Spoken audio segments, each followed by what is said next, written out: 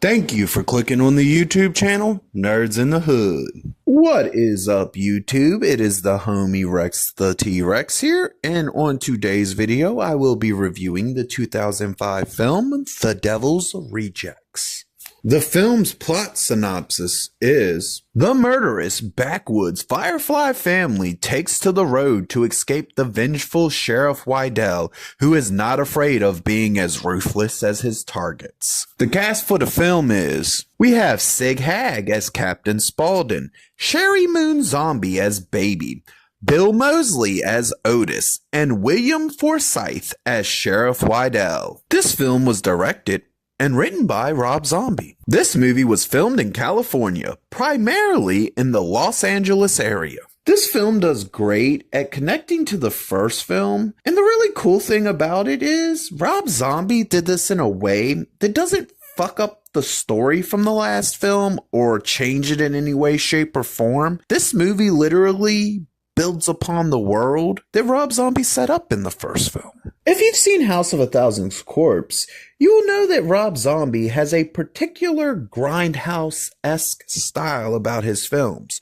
And what's cool about this is he repeats that style again in this film, but with completely new and original ideas. Now, one cool thing that the opening for this movie does is it allows it to stand out and be distinguishably different from the previous film, and does well at presenting you that this is not going to be the same horror heavy toned film that the previous film was. Yet again, we get a film that's not for everyone, and at this point it's seriously for the fans of the movies that Rob Zombie does and Rob Zombie himself that will probably be willing to stick around beyond this point and enjoy his movies, because Rob Zombie makes films for a niche group of people. He doesn't try to make films that everybody can watch.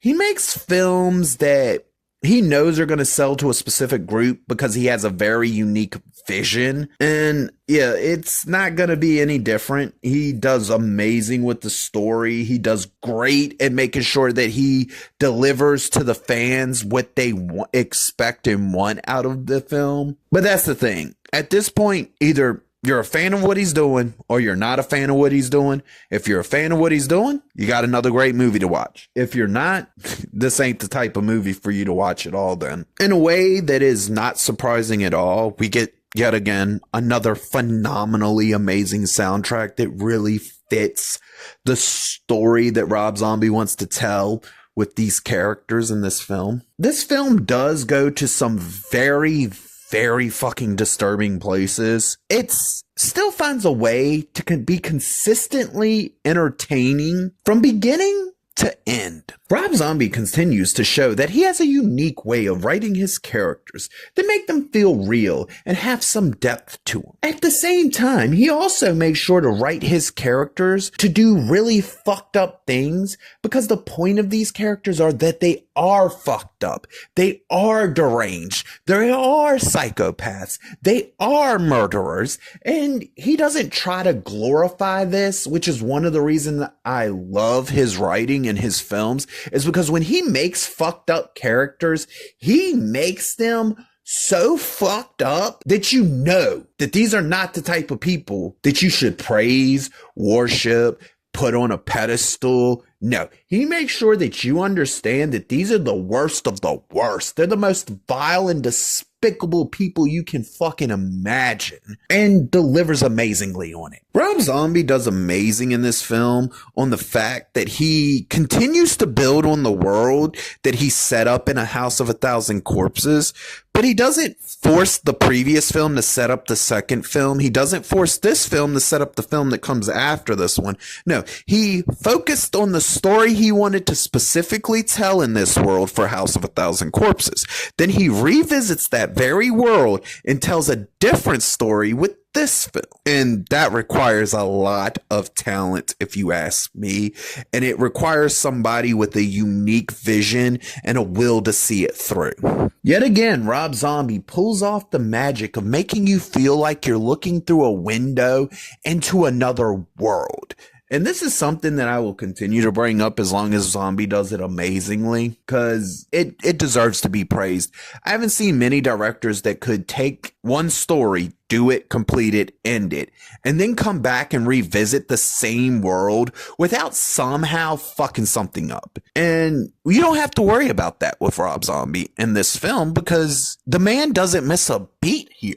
He lands this film perfectly, and it fits in beautifully next to A House of a Thousand Corpses. Another aspect that Rob Zombie has really proven that he can handle and do great with is the effects. Because for the second movie in a row, this man nails the fucking effects for his film to the point where they didn't age horribly at all. Now, I will say that there was one scene in the movie where they choose to use CGI blood, and that was about the only thing that I was like, the color's off a little bit, so it looks a little fake. But beyond that, the effects really do hold up. But I do have to point that out. But it's one of them things that's so small and minimal, I had to debate whether I wanted to take points for it or not. And since it doesn't affect the viewing of the movie in any way, shape, or form, and it didn't really pull me out of the film, I do want to note that they did use CGI for one of the for blood in one scene. It doesn't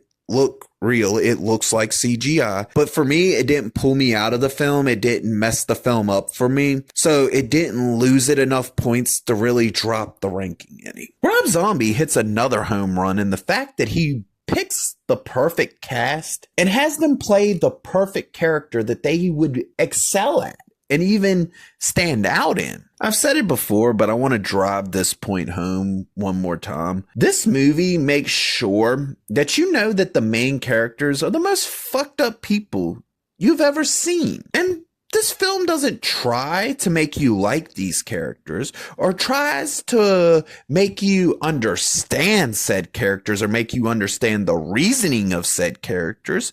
No, this man wrote some of the most fucked up characters I've ever seen on screen and make sure that they are not heroes. He makes sure not to glorify them, and he makes sure to present them in a way that you know that they're fucked up, but you want to see what the fuck comes next. This movie has some extremely tense ass moments in it. And as a horror fan who loves horror video games, movies, and books, I gotta say that even I feel a little bit uncomfortable in some of the things in this film. And that really stands out to me because as someone who consumes as much horror as I do, you wouldn't think anything would really get under your skin or bother you.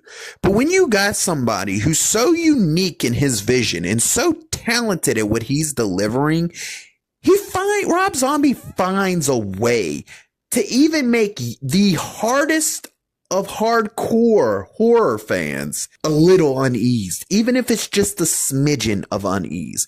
And I'm here to tell you, there are moments in this movie that do make me feel a little uneased when they're happening. And I don't get offended by it. I'm not bothered by it because at the end of the day, this movie is still nothing more than entertainment and it does its job there. This movie has several standout moments that will stick with you. Rob Zombie continues to show that he is an extremely talented man with a very unique vision. We get an action-packed third act that does amazing at wrapping up this film's story. With this movie, we get a great film that shows that Rob Zombie is not only talented, but has a lot of original ideas and can make them all fit within his grindhouse style. We get a highly entertaining film from beginning to end that tells its story, wraps it up, and lets you move on. This is nothing more than pure entertainment for the sake of entertaining you and allowing you to escape reality for a couple hours. This film receives the rating of that